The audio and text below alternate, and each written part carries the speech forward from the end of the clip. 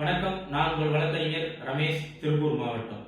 சமீபத்தில் டிடிஎஃப் வாசனும் சரி, விஜய் சித்து குருகளும் சரி, பிரபலமா போடப்பட்ட ஒரு நியூஸ்ல அவங்க கார்ல பயணிக்கும் பொழுது தொலைபேசியில பேசினதாக அவங்க நடவடிக்கை எடுத்திருந்தாங்க. அதுல நம்ம டிடிஎஃப் வாசன் மேல 308 போட்டிருந்தாங்க. அது மிகவும் தவறான செயல். ஏன்னா மோட்டார் சைக்கிள் ஆக்ட் படி பாத்தீங்கன்னா 184 தான் அவங்க மேல போட்டிருக்கணும், டிடிஎஃப் வாசன் மேல. பட் விஜய் சித்து மேல 184 மோட்டார் சைக்கிள் ஆக்ட் படி போட்டிருக்கலாம்.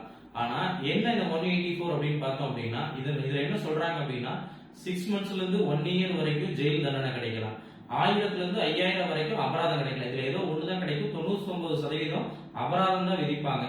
நீங்க கார் ஓட்டிட்டு போறவங்க, மொபைல் யூஸ் பண்றவங்க இதை முதல்ல தெளிவா தெரிஞ்சுக்கங்க. நீங்க அப்படி பயணிக்காதீங்க, தவிர்த்துக்குங்க.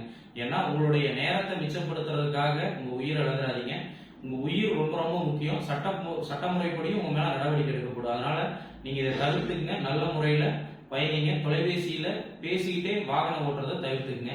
நன்றி, வணக்கம்.